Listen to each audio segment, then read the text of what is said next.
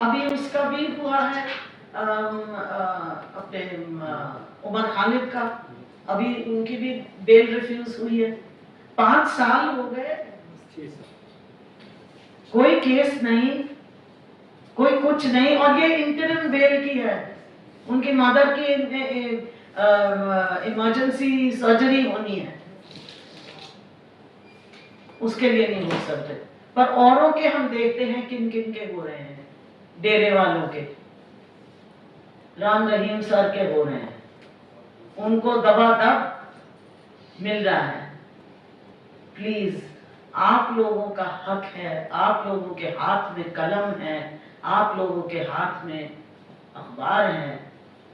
Please इन चीजों के बारे में लिखो और लिखते जाओ, एक दिन नहीं। मुझे पता है आपको भी अपने दफ्तरों में इसके लिए सवाल उठाना पड़ेगा, पर ये बहुत जरूरी है। नहीं तो इस देश का डेमोक्रेसी और हर तरह की जो लोगों के हाथ में जो थोड़ा बहुत अपने हक के लिए लड़ने का वो है, वो सब खत्म हो जाएगा।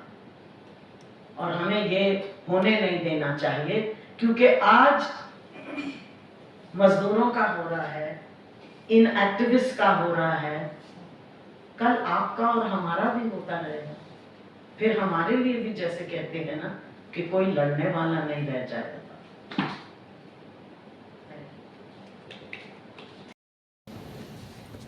इन लोगों ने क्या गलती की है, ये किसके लिए भड़का रहे हैं? तो इससे स्पष्ट होता है, और खास तौर से मैं ज्यादा इसमें नहीं जाऊंगी क्योंकि आपने बहुत डिटेल में बताया है, लेकिन इससे ये स्पष्ट है कि हिंदुस्तान में अब कोई कानून व्यवस्था रही नहीं। और हमें जो आवाज उठानी है वो इन्हीं चीजों पे उठानी है कि आज अगर मजदूर कहते हैं कि हमारी तनख्वाह 10,000 से 15,000 करनी चाहिए या 17,000 करनी चाहिए, तो वो हमारे देश के लिए खतरा है। अगर ये खतरा है तो देश किस तरह से बच के रहेगा? सिक्योरिटी कहां रहेगी? ये तो बिल्कुल ही एक इस तरह से पहुंच गए हैं सरकार के लोग। और ये जो मैं ये सरकार के लोग कह रही हूं क्योंकि इसमें इन्वॉल्व है पुलिस, एक लेवल पे जुडिशरी। अभी आपने सुना होगा, अखबार में ही आया था कि हमारे चीफ जस्टिस ने कह दिया कि जी ये जो एनजीओज हैं ये तो कॉकरोच है। हम तो कहते हैं आपसे तो जी कॉकरोच ही अच्छे, एटलीस्ट वो लड़ तो रहे हैं, वो जिंदा तो रहने की कोशिश कर रहे हैं। और आप क्या कर रहे हैं?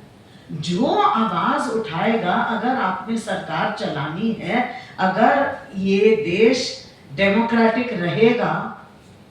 अभी आपने अखबार में ये भी पढ़ा होगा कि नॉर्वे में जाके हमारे प्रधानमंत्री ने जर्नलिस्ट की सवाल का जवाब नहीं दिया।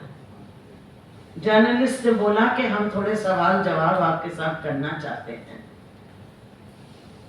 उन्होंने जवाब ही नहीं दिया। और फिर यहां से जवाब आता है कि जी हम तो बड़ी पुरानी कॉन्स्टिट्यूशनल डेमोक्रेसी हैं, आप कौन होते हो हमें बोलने वाले? तो ये है कॉन्स्टिट्यूशनल डेमोक्रेसी। मैं कहती हूँ हम लोग आपके सामने लिटरली हाथ जोड़ के कहते हैं, आप मीडिया वाले प्लीज इन बातों के बारे में उठाओ। क्योंकि अब तो ये हो रहा है कि वो एक दिन, ज्यादा से ज्यादा एक दिन एक लाइन आ जाएगी कहीं और उसके बाद कोई सवाल नहीं उठाएगा।